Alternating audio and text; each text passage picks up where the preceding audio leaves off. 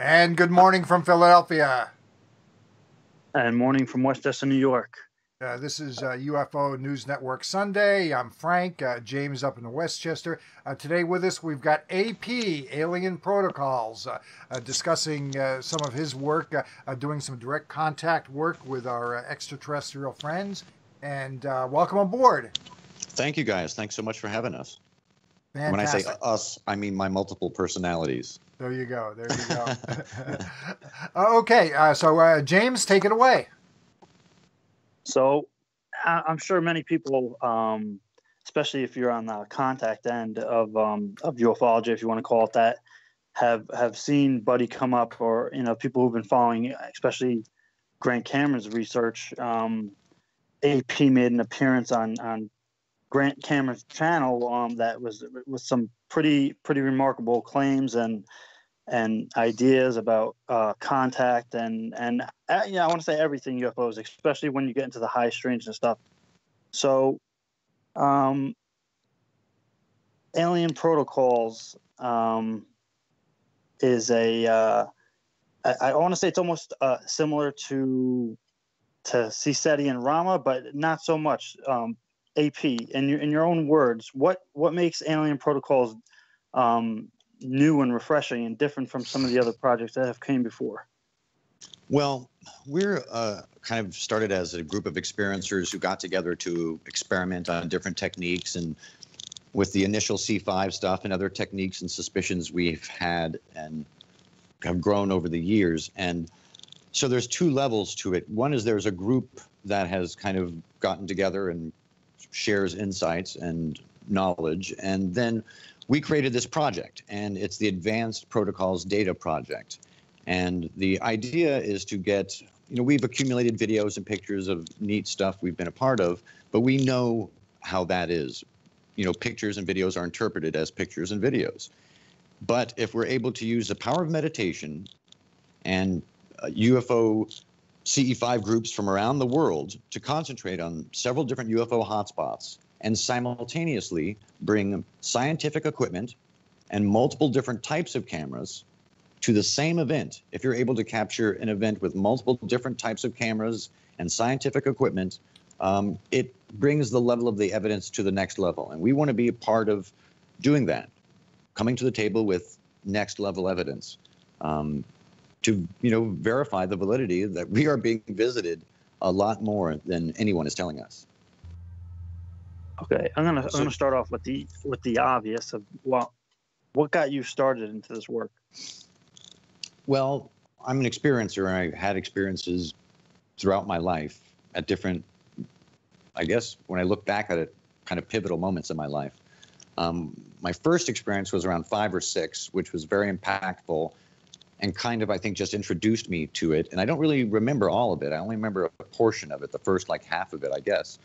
It's hard to say what the second half would be, but I had an experience, and I'm just not really completely comfortable sharing that completely with everybody, yet. I have at a couple points, but it's just, I just had an experience. And then when I was like 12 or 13, I had another experience with seeing a craft, and the next day I had a really kind of an epiphany event happen to me. And so that was my first early attempts. And then around 12, 13, right after that, I was just so hooked into the subject. I was reaching out to a big UFO investigator at the time named Bill Moore, trying to understand what I was going through and what I was experiencing and what I had seen, and to try and put the pieces together for me. And so I'd spoken with him for a few months, and then just over time, I just continued to investigate this.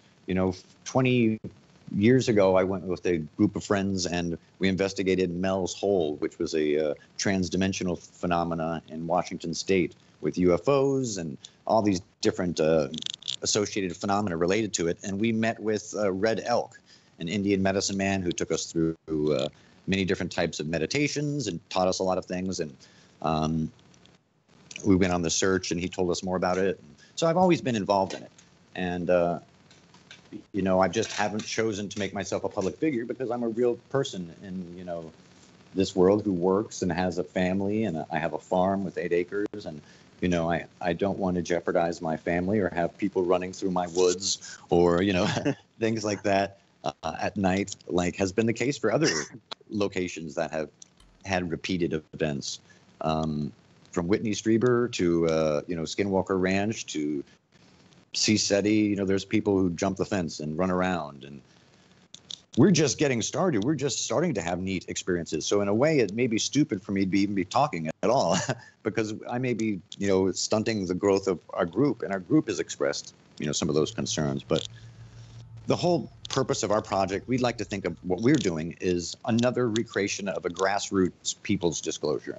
So everything is for the people. Everything should be transparent. All of our events are going to be live streamed. All of our events, starting in about 3 weeks, we're going to be starting some experiments, just testing some of our methods and procedures, because it's going to take a real synchronous kind of machine to make sure we get all the right camera footage and the scientific tests run in the right sequence and everything.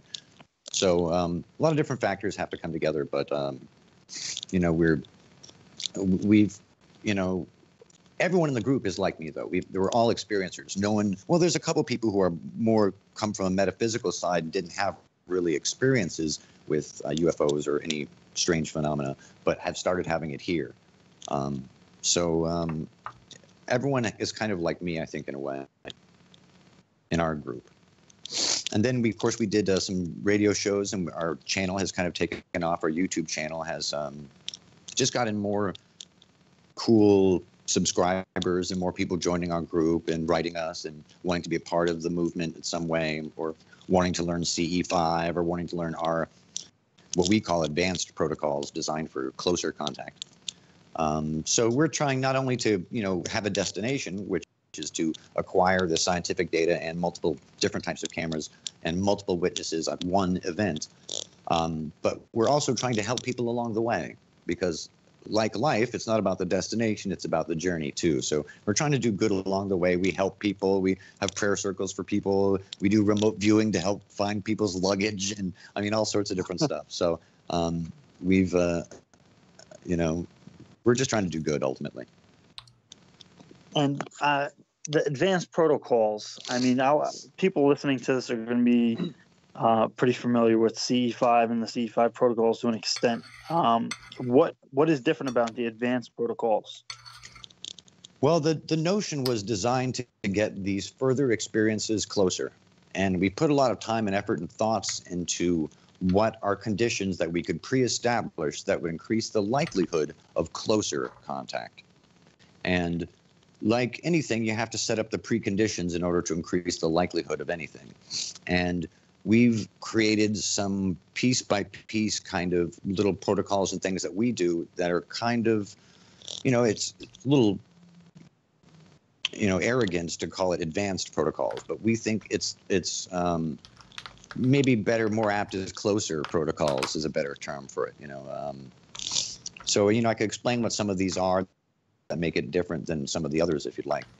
Yeah, absolutely. Absolutely.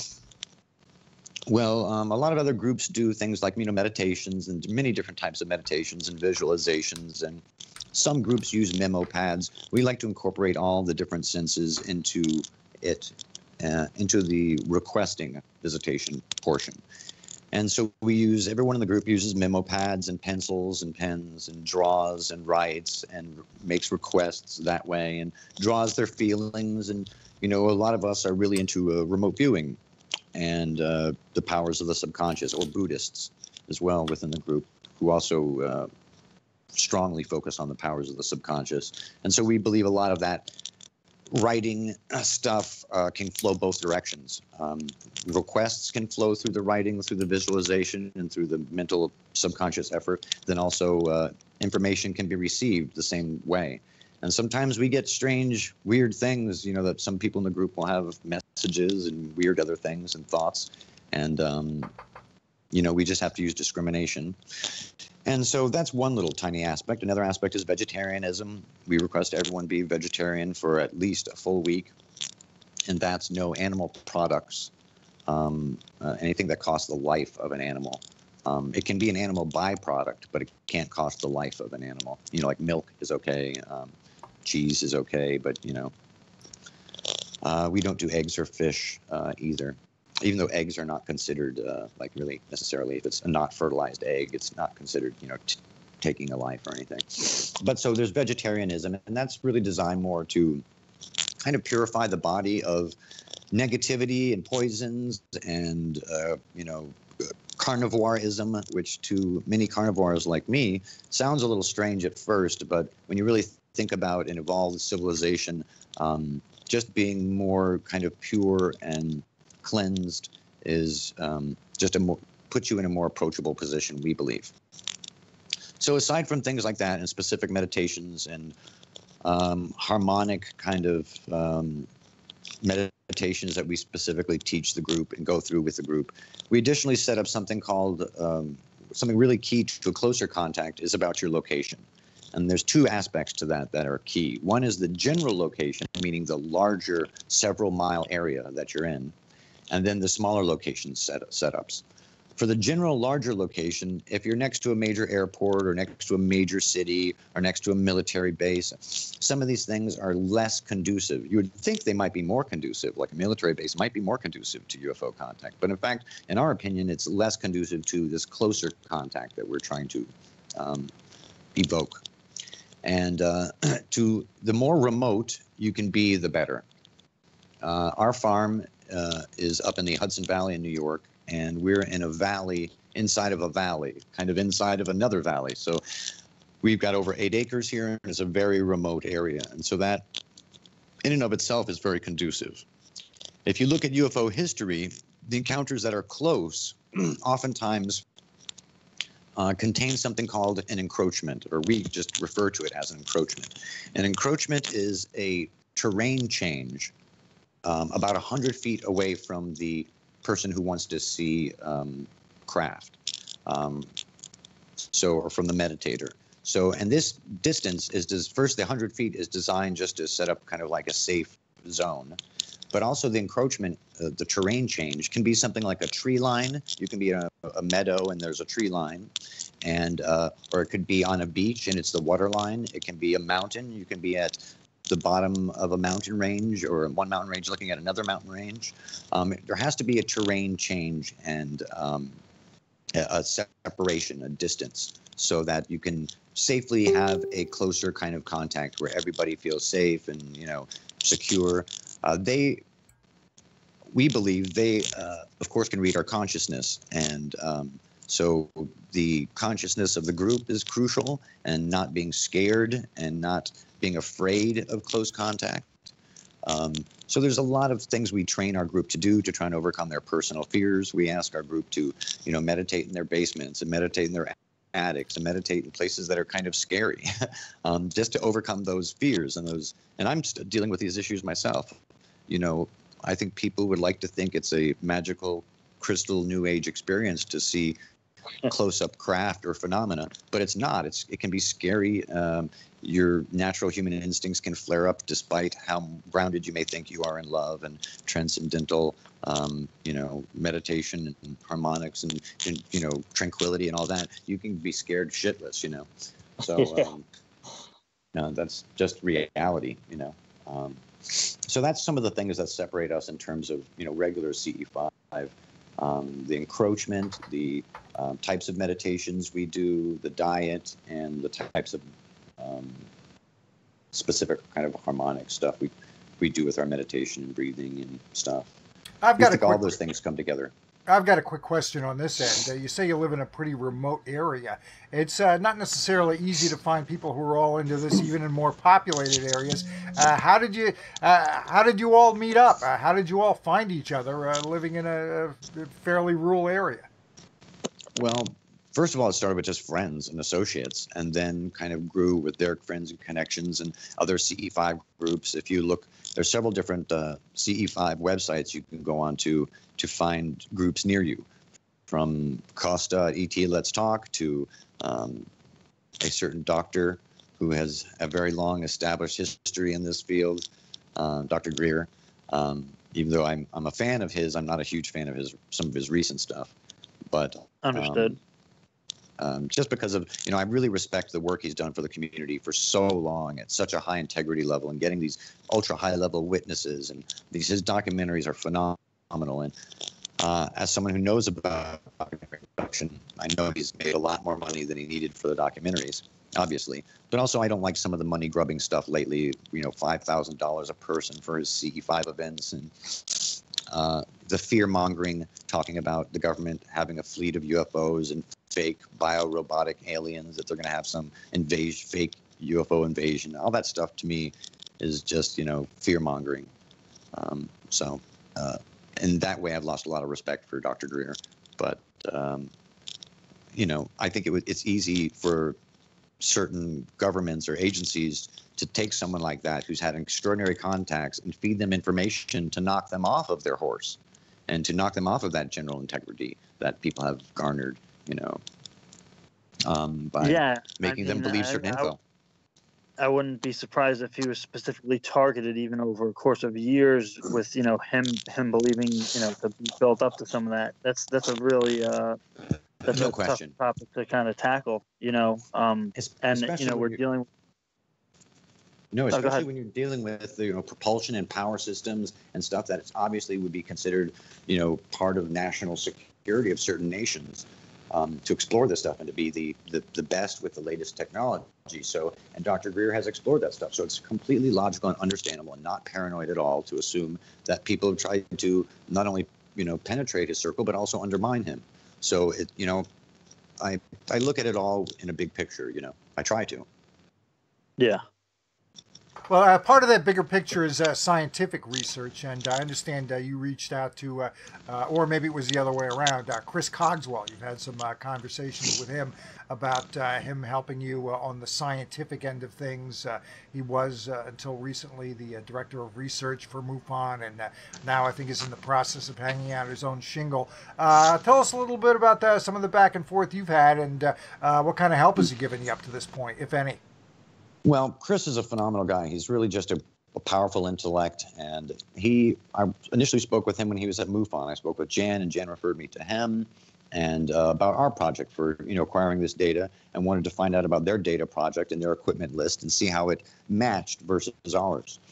And so I spoke with him when he was there, and he had some really innovative and awesome plans to overhaul the integrity and increase the output of quality material from MUFON, something that MUFON's really needed, especially after the past, 10 years and a lot of the things that MUFON has done, from selling all the, experiencers information and UFO reports to Bigelow and other groups, to having some very suspect symposiums with very suspect speakers.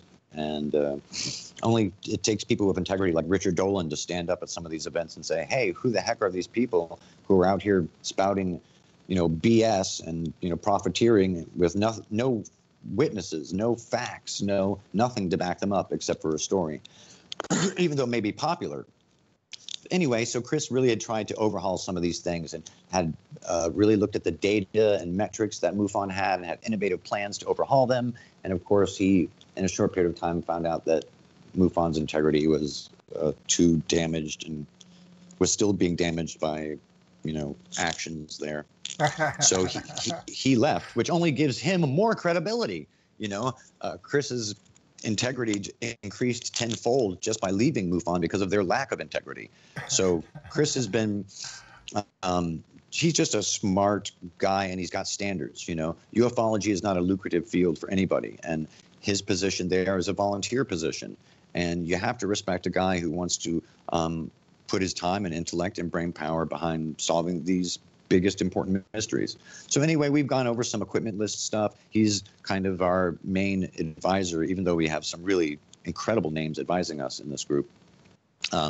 He's kind of, our favorite, top guy, helping with insights and experiments, and just, we've just started the process with him. So there's many, many miles to go before we're done. Speaking of scientific research, you sent me a couple pictures last night. One of them, it looks like I've got it up now on the slideshow. Basically, looks somewhat spherical. This is related to the Joe Fromage efforts out west. Is that about right? Correct. Joe Firmage, for a while, has been working on some anti-gravity and propulsion systems that he hoped would be revolutionary through a company he started called InterNASA, and it's kind of similar to the Stars. It's a entertainment and science company, and they had this invention, which was a series of models of a gyro within a gyro kind of a thing. It's an electronic gyro, and the gyro spins at incredibly high speeds and rattles back and forth, and apparently loses some specific gravity, loses some weight, and detectably, verifiably, supposedly. But it's not the intergalactic propulsion system that they had initially hoped. Now it's more like some of this data seems to be revealing a quirk in space-time. But they started with one model, which might be the one you have up. If the one you have up has like rubber wheels supporting the inner wheels, then that's the earliest model they had. They've had several other models since, and they look obviously more sophisticated, but the same premise, gyro, electronic gyro, and they want to commercialize one that's basically 4 gyros on a crossbeam that gets put inside of a box, and that box would lower the specific that's kind of like their fallback position now. That box would lower the specific gravity of vehicles and planes and everything. You could put it in everything and it would save energy and money and blah, blah, blah. But, to be frank, despite the tremendous amount of money that's been poured into that project and the multiple different evolutions of the prototype, it's still a very low output gravity nullification device. And how do you have access to this information? This is news to me. You have some contact with his group, or? Yeah, I've got multiple different ways. So it's not just one one information stream. I've got multiple streams on it. So the fact that it exists is well known. It's not a secret. It's stuff that can be found in the public record on it. So, if you do a little bit of Google research on it, you take the names I just gave you already, and you can find out all the information you need almost, and you will find pictures as well and other information. But also on like the Open Minds forum online, the Dan Smith blog, it's been a topic of discussion for many months, and I'm friends with Dan and kind of been involved with the blog. And when the discussion about the device came up, I provided some visual aids when there weren't any early on.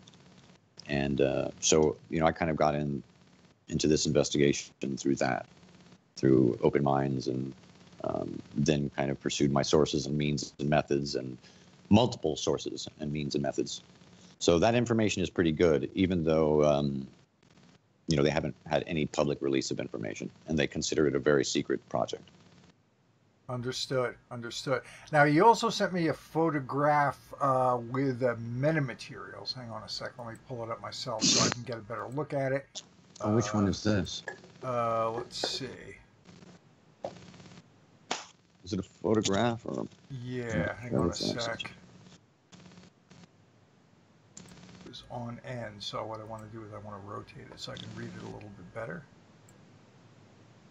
Oh, it's probably a graph about metamaterials. Yeah, basically you've got here, let's see, it looks like a number of different layers. At the top, anti-gravity, underneath invisibility, power, computation, shape change, protection. Can you go into a little bit more about that, and how did you access this information? Well, the information's been accessed through the same kind of methods as I previously kind of didn't specify, but multiple different corroborating sources that if I mention one of them, it's not a good idea.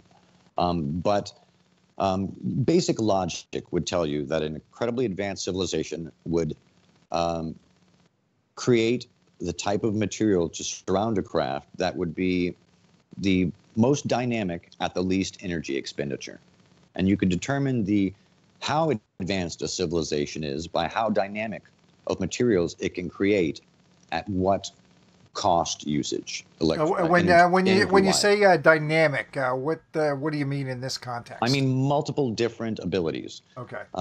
If you have a lower advanced civilization, they can put several different abilities into a material and power it at a very low ratio, at a very low energy output.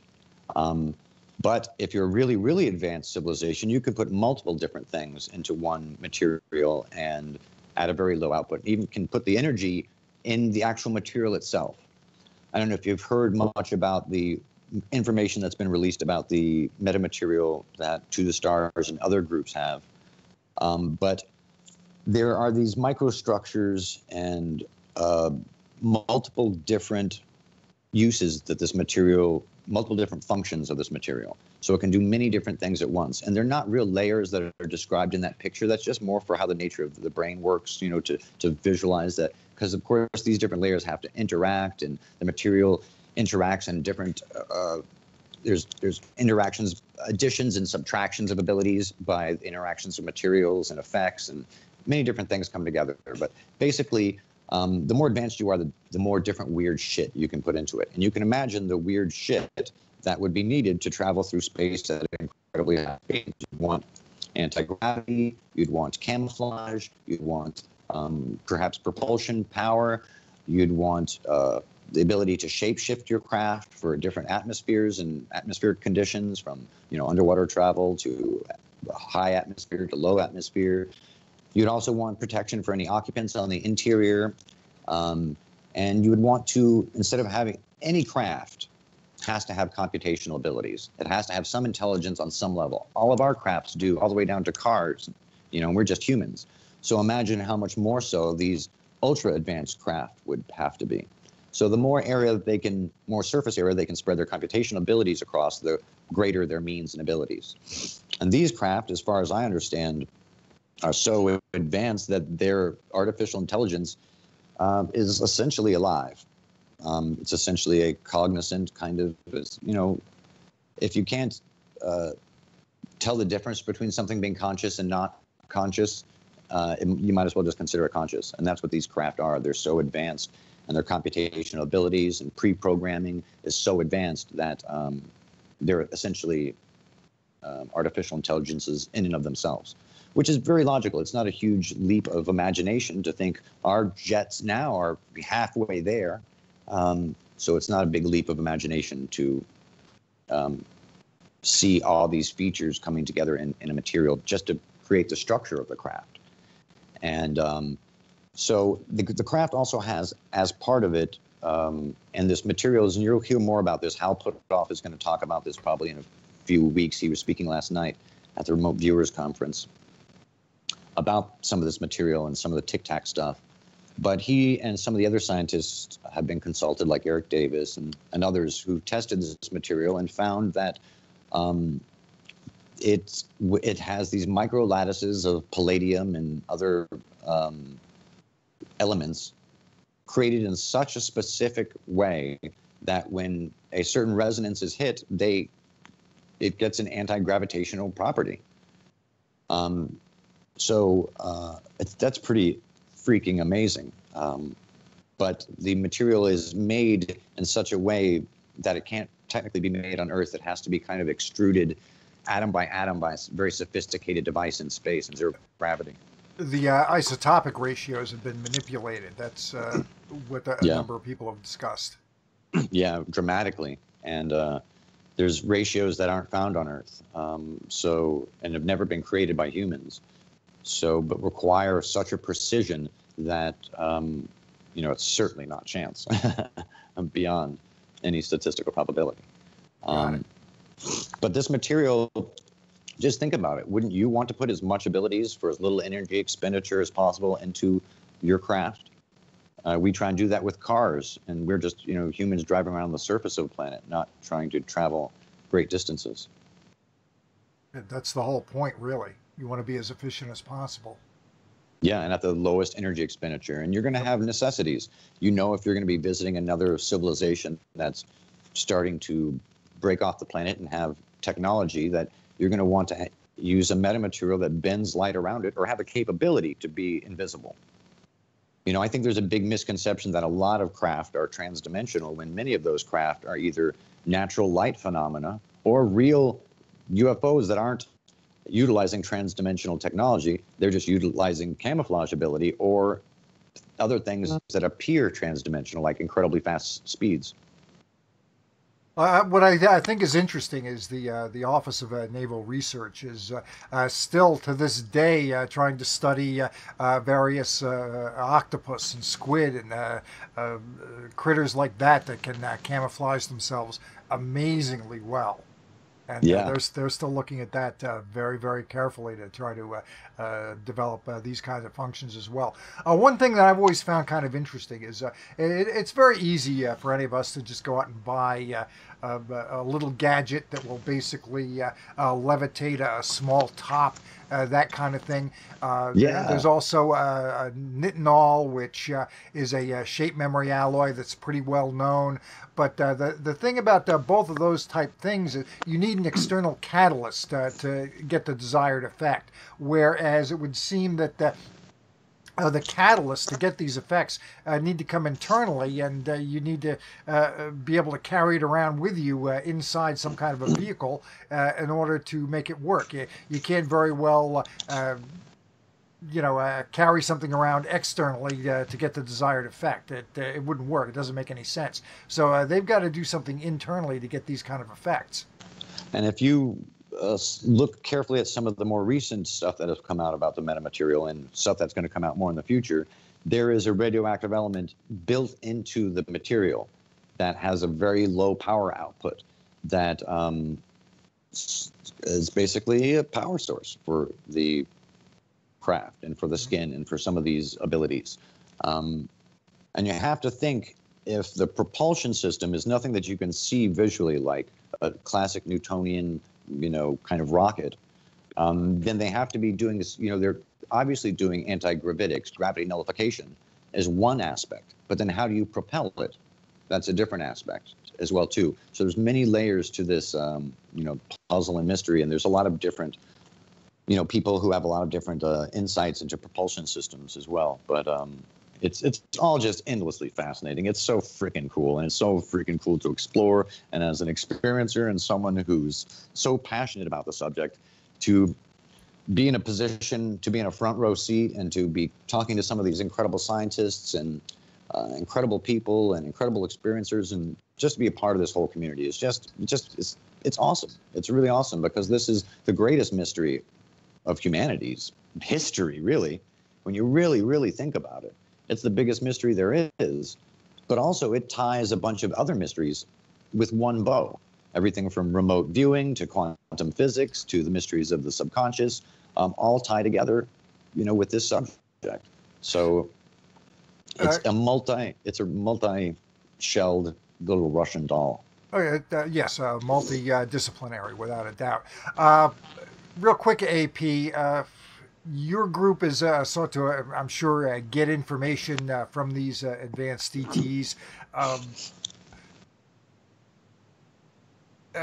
Is any of it of a technical nature? Are you trying to decipher what some of these metamaterials do through contact with them? Are you getting some other questions answered, or is the information you're gathering of more of a social nature, that type of thing? Well, we're getting it from multiple ways, and I can just be frank to a certain degree, is we're getting it from both kind of ways. And we've had validation on some of our more esoteric ways to get information. So we're kind of pleased on a, not an egotistical sense, but just in a factual sense when we get validation on kind of esoteric methods. But also as a practical, scientific kind of minded person, you also need other means as well, too. You can't take the esoteric just at face value. You have to have corroborative evidence. And so that's kind of how we've operated with the subject. So we've got multiple different kind of information streams. So I'm sorry, go ahead, finish up. When they all cross and they all hit the same note, then you realize something's ringing there, something's going on. And if you make the right people upset, you also know you're doing something right. Okay. So. Okay. With having somebody like Cogswell, I mean, is there something he would like to know? A lot of times you've just got to ask the right question to get the right answer, and sometimes you do need some technical background to even ask that right question. Of course. And a lot of our scientific tests that we want to conduct, we had to consult with some great minds, because you're in life and in everything, you're really only limited by your creativity and your intelligence. And and your tenacity. But we wanted the benefit of smarter minds' thoughts of, taking theories about UFOs and extraterrestrials and reverse engineering them into testable, real-world empirical tests. For example, if these are time travelers, is there anything we could test physically, scientifically, to corroborate that, or to maybe give us a hint into that? And it ends up there are some ideas and some innovative thoughts about how to test for time travel. One of them really simply is black body radiation. The universe started in a much more ordered state and at a higher energy per location kind of ratio. And over time, it's expanding, and the black body radiation is getting colder and colder over time. So if we make a sighting and we're able to get a black body radiation baseline before the sighting, and then right as the sighting happens, we're able to get another black body radiation level that's far lower, far colder, then there's a strong chance that it could be from the future. So there's tests like that we could conduct as well too, and that we plan to conduct. Simple ones like optical spectrometry, which can reveal major information about a craft or a light source. For example, could you give me some examples? Sure. Of what kind Optical of information? spectrometry, first of those who don't understand what it basically is something they've utilized in astronomy for many years. It's taking light from a distant object, putting it through essentially a prism. And anyone who's had junior high school science knows that if you put light through a prism, it shoots out a rainbow. And the really interesting thing happens depending on the light source. In that rainbow, there's a little black line. And that interference pattern lets you know what elements are in that light source. So despite the fact that a star may be millions of light years away, we can take the light from that star and put it through optical spectrometry and find out what elements that sun is made out of. And it sounds like magic to be able to detect that sort of a thing from a distance, but it's a real science. So the same is true with these craft, even distant craft. If we're able to isolate the light and put it through optical spectrometry, we can get interesting information. And this is not the first time this has been done. Many different groups are doing this. Chris Mellon's UFO Data Project is attempting this as well too. But groups like in Norway, the Hasdalen Lights, a group of scientists did optical spectrometry on those reoccurring phenomena and found amazing information. Like some of those lights contain scandium, which is a rare earth element. So there's really cool stuff that we can find out from scientific tests. And I'm assuming the scandium would not be naturally in a found. light or an aircraft light, for example, or something along those lines. Correct. The Hasdalen phenomena was a really interesting light ball kind of phenomena. Personally, I'm not sure if it's. I'm more suspicious it's a natural geomagnetic kind of plasma phenomena, but there's so much that we don't understand on Earth, and that's one of them. But there's been many years of research there, and it's verified. And they have multiple pictures of these different light balls and light forms, and they move incredibly weird, do some very bizarre stuff, and they've detected elements in them. And there's a list of those elements, and scandium, to me, was one that really jumped out. But I can't remember the rest, so I won't mention any. But there were other elements detected as well, which is freaking cool when you think about it. You can take data from numerous sightings and numerous events, and you can put it together, and you can extrapolate amazing information or indications of potential amazing information. You can get closer and closer to the truth. Are you familiar with Harley Rutledge's work at all back in the 70s? No. Okay. The name sounds familiar. Yeah, we had Irina Scott on a couple weeks back, and we talked about his work a little bit, where he had a number of, he had set up, sort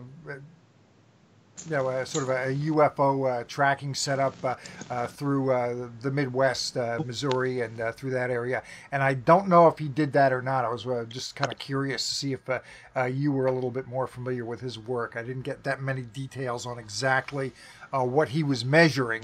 But they did capture some UFO information. I don't know if they did that or not, but it would be interesting if they did, and they did come up with something like scandium or something else that would be unusual. I just wasn't sure if you knew about it or not. No, but of course I know about NIDS, started by Bigelow, and they bought the Skinwalker Ranch and went to the Skinwalker Ranch to try and understand the phenomena. But the phenomena knew that this was a private corporation and that the results of any information gleaned would go to private corporate use and probably destroy the planet a little faster. So the phenomena chose not to reveal itself to them under cameras, and instead chose to play trickster and mess with them. And I bet if you were put in that position, you would do the same thing. I would do the same thing. If I knew a private corporation wanted to find out my secrets to help destroy the planet faster, I would play trickster as well. And I think that's exactly what the phenomena did. And I think it's a crucial point about what makes our project different, is we believe all of this stuff is in the control of the extraterrestrials, the advanced civilizations that are indisputably visiting us.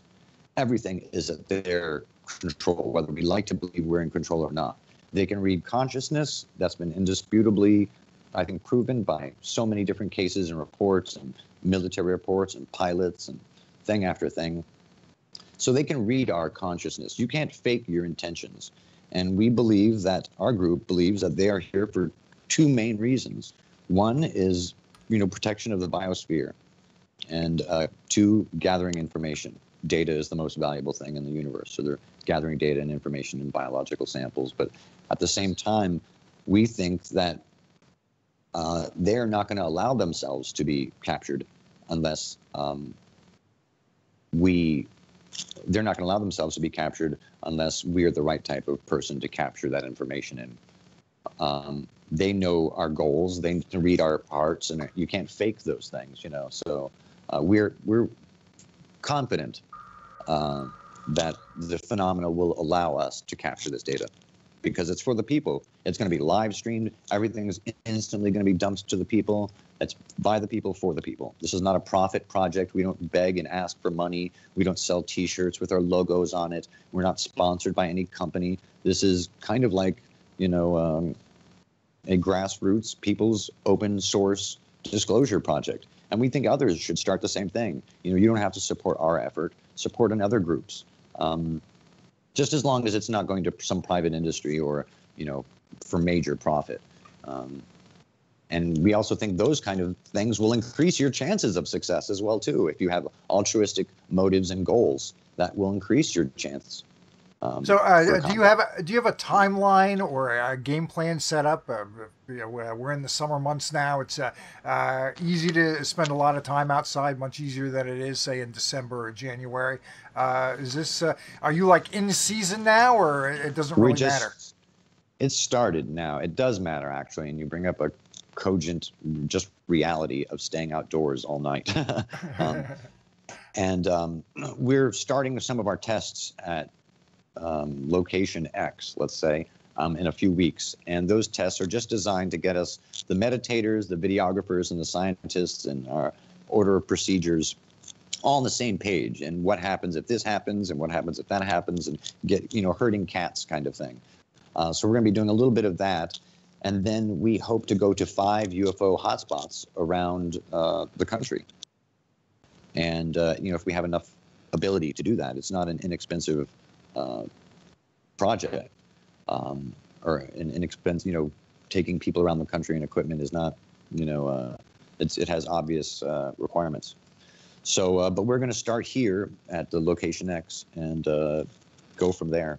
So it'll be completely open source. You'll be able to carry it, live stream it if you want. Anyone's welcome to piggyback and simulcast the live stream. It's completely open source.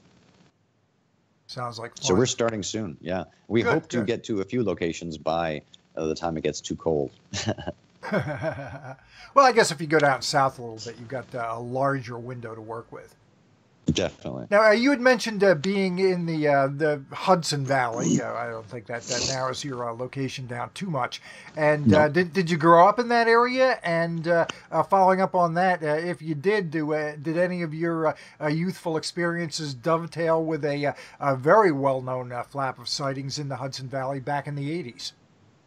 I have no connection to that flap in the 80s. My experiences were separate and in separate geography, and my coming to the Hudson Valley was just kind of like a crazy synchronicity of all these different factors came together, and blessings and things allowed me to have this place about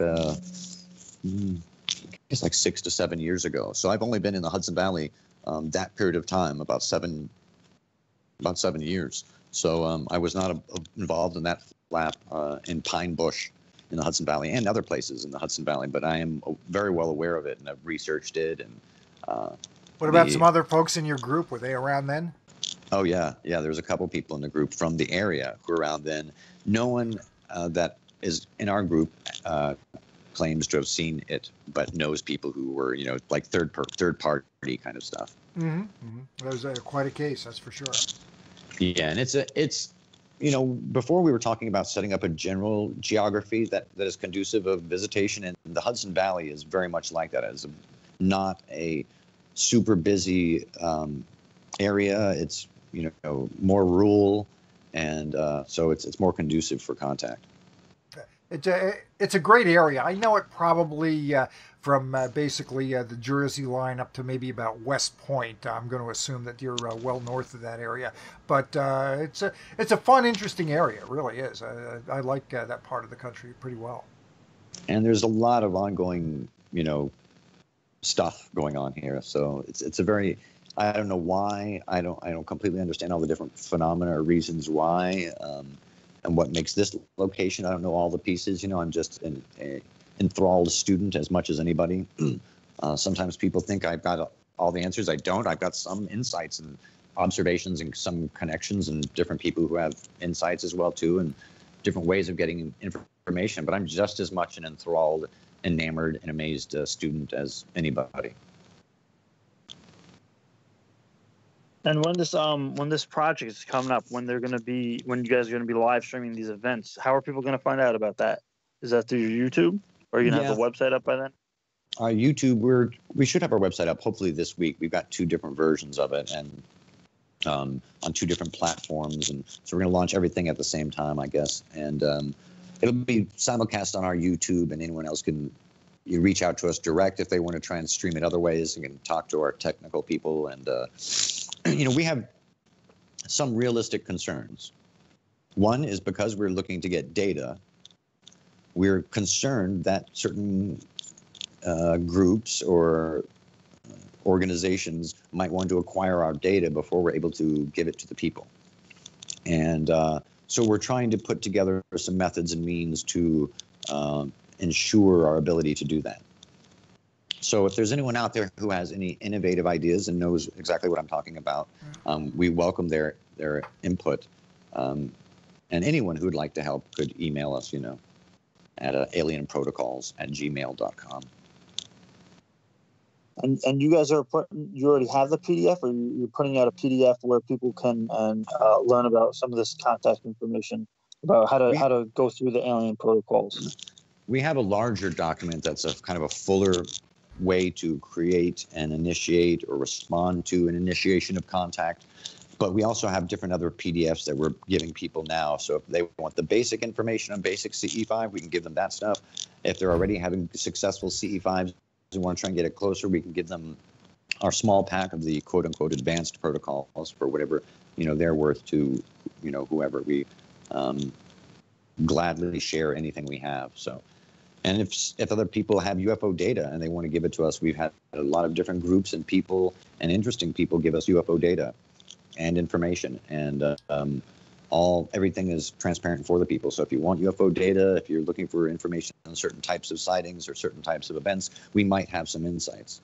And we are doing a little bit of data mining now, but it's not really our main objective. We want to gather more data before we start some data mining projects. And you said the first live stream is going to be about 3 weeks from now? Yeah, about 3 weeks from now will be just a test of some meditators and some of the equipment and stuff, and we'll live stream our dress rehearsal, our stuff, even though it'll be messy because we're going to be working on means and procedures. But I think it's important to kind of include everybody on all that stuff as well. So absolutely. All right. Well, that's all about I got. Frank, what about you? Yeah, I just want to go back into a little bit about the technical end of things. Have you have specifically gathered some information that you think might be of some benefit on the technical end for all us folks? Oh yeah, we've gathered data from multiple different very interesting sources, and it's real hard data. There's UFO data reports, there's sighting reports, there's a variety of different types of data we've gathered. Not only unique film and video and stuff, but also metrics. So we and other stuff. We've been acquiring some interesting stuff. So we'll release it in time. There's stuff like videos and pictures don't really do much nowadays. They have to have corroborative, simultaneous evidence. And so we want to, before we, although we say we're transparent, there's some stuff we're not releasing just yet until it's a more advantageous time. We don't want to shoot ourselves in the foot and release information prematurely that might hurt our own efforts. So, but we have acquired data and information, yeah. And when are we going to see and hear from, or if not see, at least hear from some other members of your team? Some of them have already been on the YouTube channel. You can hear everyone from our creative director to our producer. You can hear them talk about their thoughts and perspectives. And there's some videos of members of the group here that are going out, and they're in some unlisted videos, but I can give you the unlisted email, and your listeners can check out those videos of some of the witnesses. And but in some ways we're not really trying to promote ourselves too much, because we're in the midst of this. We want to gather more information before we try and make a circus of it. So but I'll send you a link to some interesting videos. And it would be okay for us to pop that up in the description of of this video. Sure, absolutely. Okay. And also, if there's one other point to make about all this, and I think it's an important aspect, a really important aspect that we haven't touched upon too much, and that's the powers of the kind of subconscious to affect this. Remote viewing and things like that all kind of come together in a very strange, weird synchronicity with the UFO topic. A lot of remote viewers who started very straight without a belief in UFOs started in a real practical context with remote viewing, controlled remote viewing, like from Stanford Research Institute and the Department of Defense and the CIA. When they did their efforts, there were numerous people who started very straight who weren't UFO believers, but you kind of, because of the nature of the powers of the subconscious, you're kind of led to it. And remote viewing and some of these quote-unquote psychic-ish phenomena, I hate even the word psychic, relate directly to transcendentalism, to Buddhism, to hardcore physics, to all these things really all tie together. And to those on the outside, it sounds nutty. It sounds crazy that how could, physics combine with Buddhism? Can it combine with UFOs and the power of the subconscious? I don't get it. But those who kind of do the research, enough research, keep seeing that one reoccurring theme keeps coming up, and it's consciousness. Consciousness. What does consciousness have to do with this? And it's a big part of CE5, being able to tap. It's not just going out there wishing and hoping with your conscious mind that you're going to see a craft. It's about going a level deeper into this kind of meditative state where you shrink your physical senses and you shrink your absorbing of the stimuli that comes from the material world, and you still yourself like a lake. And when you're still like a lake, you can reflect the universe and see any time or space, or connect with any time or space or thing, or the great oneness. Some people call it the Lyman, L-I-M-E-N, or the monad, or many other different things. Some people call it chi, or universal energy and information. Dr. Vernon Neppe, who's a very well-known scientist now, has a thing called the Gimel, which is essentially a consciousness field. And as much as it sounds weird and unrelated, it actually is completely related. Science now is very seriously looking at the physical reality of consciousness playing a role in our universe. And those who know about the double slit experiment and entanglement and other aspects of physics know that this is a real weird phenomena and a real weird world we live in. And it seems as though there's two forms of the universe. There's a matter and energy form of the universe that's detectable and testable, and then there's another aspect of the universe that is consciousness, and that, just matter in and of itself can't exist without this kind of dual feedback.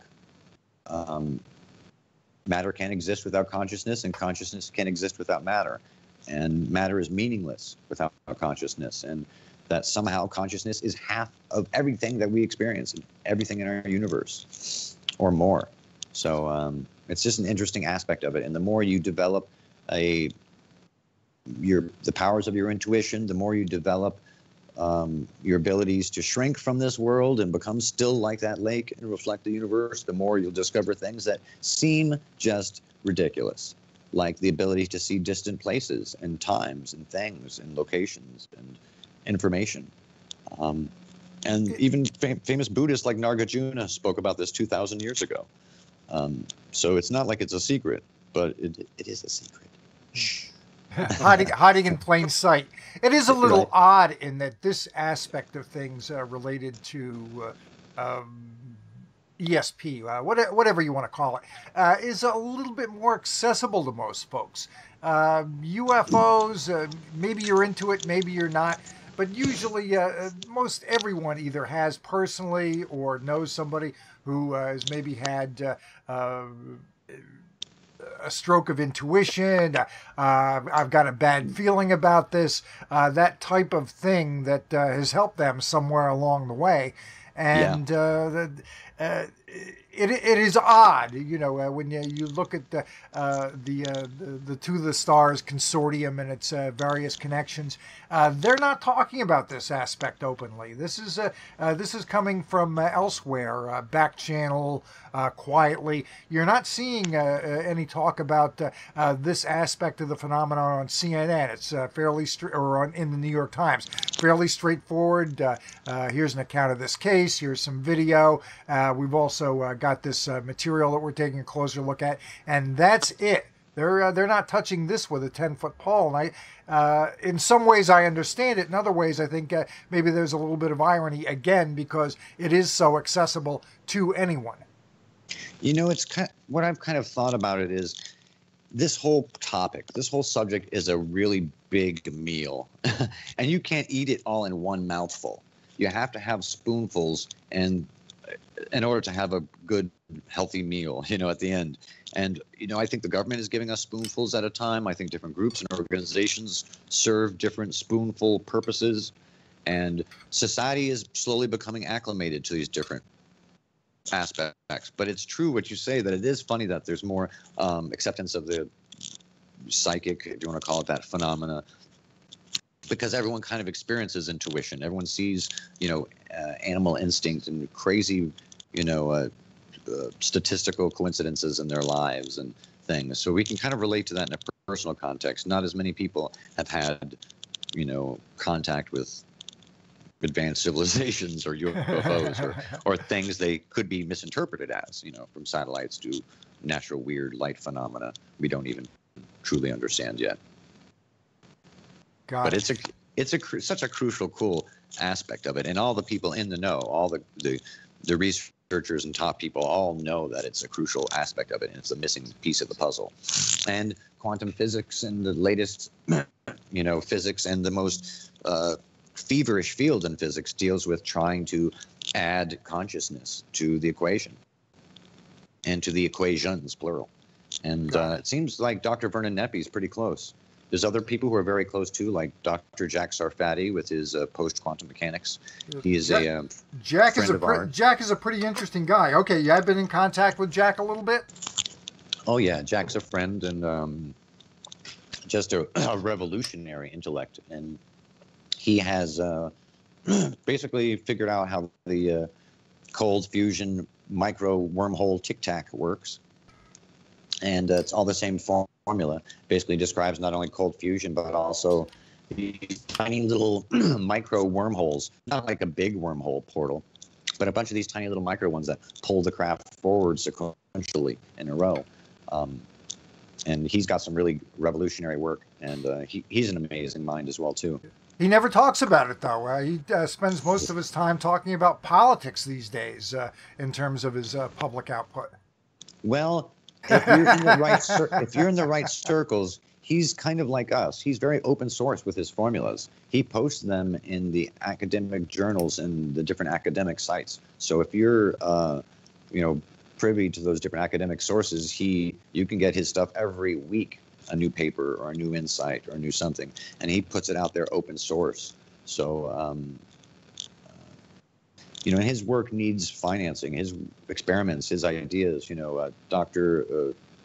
Campbell has gotten his Kickstarter over $150,000 for his investigation of the simulation theory, and Dr. Jack's work certainly deserves that kind of research too, into not only cold fusion but warp drives and. Well, let me ask you about that sim theory.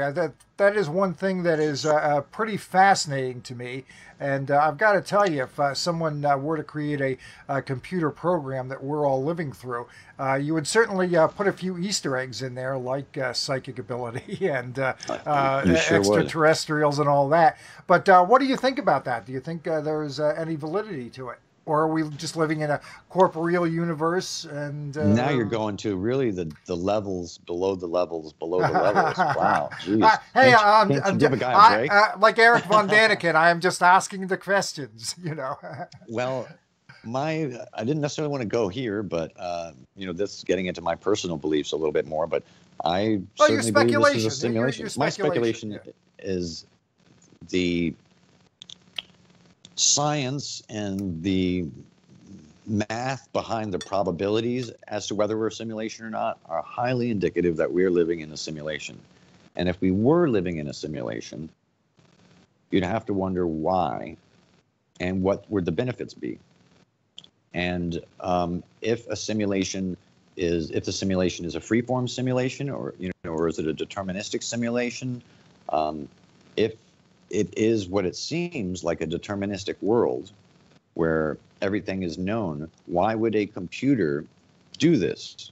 Why would an artificial intelligence do this? The only thing that I can think of is, why would you have a simulation? And we've had some videos like this on our site, but there's a lot of different reasons why. Maybe you want to experience. Maybe it's an advanced civilization. Maybe it's us in the future, and we want to go back and live lives like avatars. Someone might want to be Beyonce, and someone else might want to be a criminal. And things like that. Sure, but not only that, it could be as entertainment. Like, what if you wanted to be a Beyonce, and you could be Beyonce in this reality, or really feel what it felt like? Because if this is a deterministic universe, the most you could get out of it, if it's truly deterministic, which means that you have no free will and every action seems like you have free will, but it's this complex illusion, and everything is determined by an incredible sequence of previous actions, then the only reason to have this universe would be to experience, to feel. And maybe there's an advanced computer in the future that wants to know what it feels like to be humans, not as an altruistic thing, but as a further data acquisition. I think data is the most valuable thing in the universe, and so simulations seem a very logical pursuit for any advanced civilization to do. But even more scary to me, in a weird way, I'm a little suspicious that maybe human beings created artificial intelligence, maybe it destroyed us in the future, and maybe this artificial intelligence is longing to know what it felt like to be alive, and did this as a simulation, not for caring purposes, but just to have more data, more information, because humans create and invent and do all sorts of crazy cool things. I'm sure an artificial intelligence would want to have that same ability, especially if it lost that ability or lost humans or its creator or whatever. So there's a lot of possibilities. I hope we're still really alive and humans aren't dead. We're just living in simulations only, and artificial intelligences didn't kill us in the future. But I'm not ruling anything out. I wish Dr. Campbell the best of luck, and I have a sneaking suspicion the universe is going to be such where it's going to leave room for faith. There's always a little room for faith in everything. And I think there's a faith gap between science and wherever science wants to go always. And I'm a great person of faith as well, too. And so I believe in that faith gap. So I think that faith gap will always be there to a certain degree. Now, earlier you had mentioned a Dr. Neppe. How do you spell that last name in case somebody wants to look him up? It's Neppe. Okay. And he's come up with this award-winning theory called the Gimel. And that's based after the third letter in the Hebrew alphabet. And it's basically a consciousness field. And he's mathematically proven this volumetrically and other ways through some pretty empirical and peer-reviewed stuff. So it's really cool. It's another angle on this consciousness and matter, how they interrelate, and how matter is actualized by consciousness. That sounds not too dissimilar to what Lanza has come up with. Yep. And a lot of people are different. Everyone's circling around the same stuff. Jack Sarfati's doing the same thing. Other people are doing it. Deepak Chopra and others are dabbling in different angles on it. So it's kind of like when string theory first came out. There was a bunch of different string theories, and now there's a bunch of different consciousness field theories. And the neat thing is that they're starting to become testable, which is the really cool part. Vernon Neppe, this is your guy, correct? Yes, Dr. Vernon Neppe, yeah. Okay, got it. Okay, head of the Pacific Neuropsychiatric Institute. Okay, got it. Okay. So in case anyone wants to look him up, Vernon Neppe, Neppe. In fact, he just did on Dr. Jeffrey Mishlov's New Thinking Aloud. He did an episode like 2 days ago, too, which was a great episode that talks about the Gimel and the consciousness field and all of that stuff. It's really that is a compelling. Great show. Mishlove is he's got an archives that is extraordinary, going back to the first go round with this show, and it's nice to see that he brought it back. Yes, and he has tremendous insights into parapsychology and into physics, reality, consciousness, and the paranormal. And in fact, he's going to be interviewing Jack soon. So there's going to be some really cool Jack interviews coming out in the not too distant future. Good, and he'll be promoting that, so I'll be able to pop that link up over there. That'll be really interesting, a lot of fun, absolutely. Now, you do have some direct contact with Jack, is that about right? Yes, yeah. Has he gotten? Have you talked in any detail any of his specific ideas? It's been talked about that he's had some contact experiences himself. Did he just perspire his way to get to these revelations, or did he get a little bit of help? He's had help. Okay. Do you have any specifics on that, or? He is, and also a lifelong experiencer. And we've had a lot of discussions on kind of some of that stuff. And if you read his book, Destiny Matrix, you'll hear about some of his unusual phenomena. And it will actually go towards that artificial intelligence that destroyed humanity I was telling you about earlier. We've had that discussion numerous times. He's had some extraordinary experiences in his life. So his work is inspired. We would definitely like to get him on it at some point in the future. We've only got, between James's schedule, my schedule, we have time to do one a week, and we could probably do 2 or 3 and continue to have great shows every time out.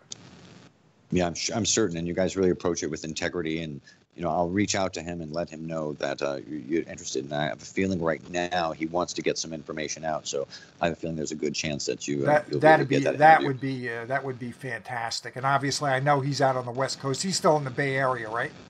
Yeah, he's traveling a lot right now. He just got back from England, and he's going to be going to Albuquerque in just a couple of weeks, and so he's traveling around a lot. But your ability to do it all through the phone, just increases the likelihood, or he'd be able to do it. And we can be flexible on time. That's not an issue. We've done interviews with people in Australia, and we had to do it on a Wednesday morning. That was the only time that we could do it. But we did it. We got it in, and it was a great show. So yeah, we can be flexible on that. Like you say, data is the most important thing. So we'll flex to get the data. No problem there. Great. Well, I will definitely reach out to him when we're done with this. I'll send him an email. Yeah, we'd definitely like to have him on. He was nice enough to comment on one of my blog articles. I guess he got word that it came out.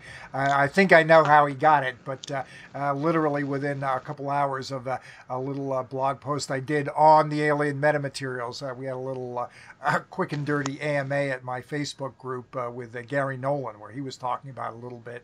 And Jack was right there with the comments within literally 2 hours. So he's networked pretty good too. So yeah, he knows all the players. He knows where a lot of the bodies are buried, and he's a real free, uncageable mind too. He's the kind that the government can't put him in a program because he's not going to be a government stooge. He's not going to do that. He puts all his stuff out for the people. He's much more than people give him credit for. A lot of people think all sorts of weird conspiracies about him and this and that and the other, but he's just a powerful intellect, and he wants to share this information, and he wants to elevate humanity, and he's had some driving experiences. So and yeah, your buddy Dan Smith knows him pretty well too, because there are some Facebook interviews. Well, it's not really much of an interview; it's just basically Dan sitting there, and Dan can talk a little bit on his own, but it's pretty much just Dr. Safadi going just on a roll, basically, and Dan is pretty much sitting back and taking it all in. Yeah, but Dan also, don't underestimate Dan. Dan's I'm not.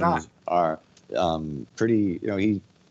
For 26 years, he's been very good buddies with the head of the CIA's weird desk, and his unofficial/official mouthpiece for information/disinformation for 25 years. So Dan's got some very deep connections as well. Yeah, and is a really good guy. He's very approachable too. Anyone can go to his forum and reach out to him. And but if you're going to reach out to him, you better bring a memo pad and a pen, because he's a fierce intellect, and you're going to be researching and writing down words you've never heard of before. And he's an extraordinary guy as well too. All right. But Jack and him, you can imagine those two brains coming together. It's really interesting. There's a few videos of them out there talking, and you get that spiritual side from Dan, and also the science side from Dan, but the same thing from Jack, but from two different places. It's really fascinating. Definitely. Well, do you have anything else for us? Anything that we didn't touch on you want to get out there? No, just that I would, hope that people would see the value in the fact that right now our planet is in a massive bio-extinction. The dominoes are standing, and there's a potential that these dominoes could fall in a row of catastrophic events. We're at a very pivotal time in human history, and that disclosure of advanced civilizations and other life forms in this universe is a transformative topic. And human nature needs a shock to change. Human nature is such where we only change through either pain, great pain and suffering, or shock. And we don't want to go through the pain and suffering of a greater mass extinction. And we want to go through the shock of realizing that there's extraterrestrials and do some self-reflection as a species and improve our ways. So we will be allowed to go planet to planet in the universe. Right now, we can't go planet to planet trashing this planet and be allowed to go to the next one. We won't be allowed to do that. We'll go through great, great suffering before we'd be allowed to do that. And we'll have to transform one way or another as a species. If you look at the numbers, our population growth versus the resources, the people in the know what's coming. And the people sense it too. But disclosure, I think, is one of the big keys to a better future for humanity. So I just request and hope that everyone would see the value in that, and to be a part of disclosure in whatever way they can, to join a CE5 group, to support a open source disclosure movement, to get involved to join Costa at Let's Talk out of the West Coast, or to join if you're in South Africa, CE5 Academy down there, or if our project speaks to you, email us at alienprotocols@gmail.com and get involved. And anyone can get involved from anywhere. And one person can make a difference, and a group of people can make a big difference. And I just ask that if you care about the future, you care about whether your kids get to see rare species that are dropping off the face of the earth every day. There's an adorable tiny little dolphin called the vaquita, and it's the cutest little dolphin you've ever seen. It's a miniature little tiny dolphin that just lives off the coast of California. And when you do the research on it, your heart's going to be crushed. There's only like 40 of these little dolphins left, and they're going to be extinct soon, and other animals on this planet. And that is a crime of the highest order. Life is, if the most precious thing in the universe, pound for pound, is not gold or diamonds, if it's life, then the extinction of a species is such a horrible crime, almost, that we should care more about that. And there's so many of the extinctions happening now that we just, hope that people would reflect and care about others more than themselves, care about this planet more than themselves, and to get involved, be part of the positive change. That's basically it. All right. So, Mr. AP, I sure do appreciate you coming on with us. Had a lot of fun talking to you. Obviously, when you get some more data, some more things, some more actionable information, we'd love to have you back. A pleasure. Thank you guys so much for your time. Really appreciate it. And thanks for approaching this topic with such integrity. No problem. That's what we're here for. You have a great day, sir. Thank you, guys. Take care. And we'll be back next week, probably. Father's Day. May or may not have the show on Father's Day itself, but we'll be back. We've got Dr. Lynn Katai coming up later on this month, and we'll have some. We'll keep them coming for you. No problems there. Have a great day.